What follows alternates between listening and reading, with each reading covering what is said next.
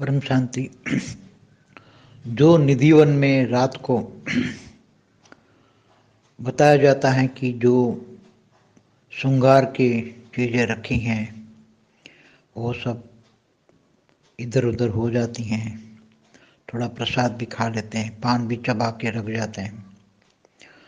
तो यहाँ भगवान श्री कृष्ण और राधा की आकारी रूप वाली आत्माएं वहाँ अपने सूक्ष्म जगत की गोपियों के साथ आती हैं, वहाँ रास करती हैं और फिर ये सब श्रृंगार करके फिर छोड़ के वहाँ से चली जाती हैं।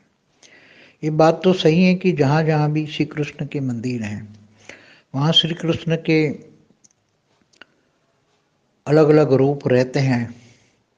जैसे जिन भावनाओं से जो भाव से मंदिर बनाया गया है और मंदिर में प्राण प्रतिष्ठा की गई है, तो भले मंदिर में प्राण प्रतिष्ठा करते वक्त जो भाव से कृष्ण और राधा के साथ जो भाव से प्राण प्रतिष्ठा करते हैं, तब राधा कृष्ण का एक आकारी रूप उस मंदिर में आकर वहाँ ये पत्थरों में प्रवेश कर जाते हैं। ये तो पत्थर की मूर्तियाँ चैतन्य हो जाती हैं।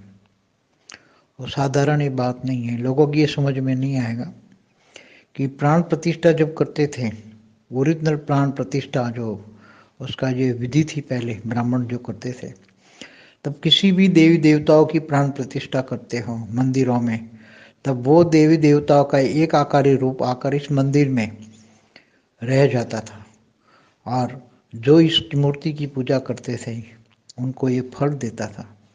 ऐसे मंदिर नहीं बने हैं मंदिरों में प्राण प्रतिष्ठा करने वालों को। तो इसी तरह ये जो वृंदावन में निधिवन जो बाग है, निधिवन में जो भगवान कृष्ण और राधा कृष्ण उसका एक आकारी रूप आते हैं, उसके साथ सूक्ष्म जगत की गोपियाँ भी आती हैं और रास करके चली जाती हैं।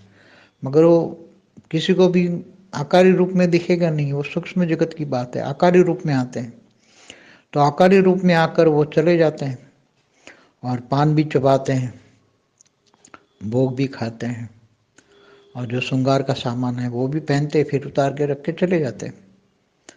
तो ये अति सूक्ष्म बातें, अति गुह्य बातें हैं।